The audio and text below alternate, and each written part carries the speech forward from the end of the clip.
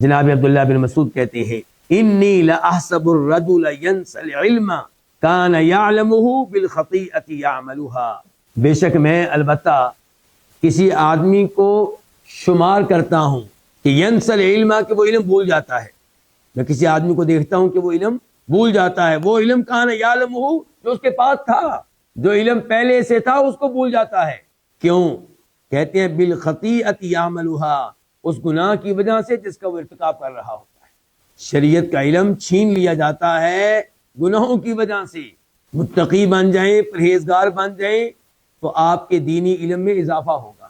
یا ایھا الذین آمنوا ان تتقوا اللہ یجعل لکم فرقانا، اے ایمان والو اگر تم تقوی اختیار کرو گے، پرہیزگار بن جاؤ گے، گناہوں سے بچو گے، فرائض و واجبات پہ عمل کرو گے، اللہ تمہیں فرقان دے گا.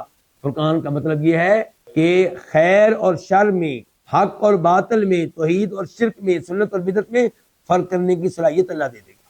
آپ کو اتنی بڑی صلاحیت مل جائے گی، آپ کو پتہ چل جائے گا کون سا فرقہ، کون سا مسلک صحیح ہے اور کون سے فرقے غلط ہیں.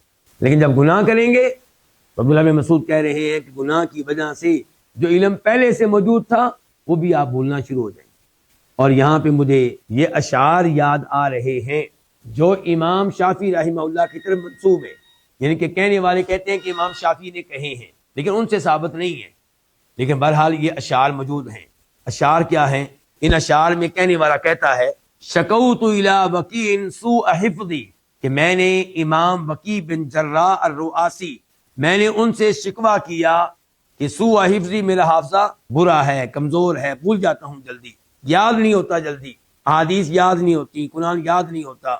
فارشدنی الی ترک المعاصی، تو امام وکیع بن جراح نے میری رہنمائی کی اس پہلو کی جانب کہ اگر چاہتے ہو کہ حافظہ ٹھیک ہو جائے تو گناہ چھوڑ دو.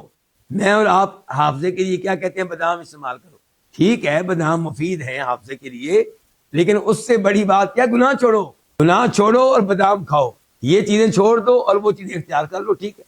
فارشدنی الی ترک المعاصی وقال، اور کہا اعلم بان العلم نور، یاد رکھو علم جو ہے، دین کا علم، یہ نور ہے.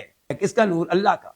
وَنُورُ اللَّهِ لَا يُعْطَاهُ لِعَاصٍ، اور اللہ کا نور کسی نافرمان کو نہیں ملتا. اللہ کا نور کسی نافرمان کو نہیں ملتا. اگر وہ علم جو میرے پاس پہلے سے موجود ہے میں بھول جاتا ہوں اکثر، تو پھر سوچ لیں، غور کر لیں کون کون سے گناہ ہیں میرے اور آپ کے جن کی وجہ سے پہلے سے ملا ہوا علم بھی واپس جا رہا ہے. جو چیزیں یاد تھیں وہ بھی آپ بھول رہے ہیں، میں بھول رہا ہوں.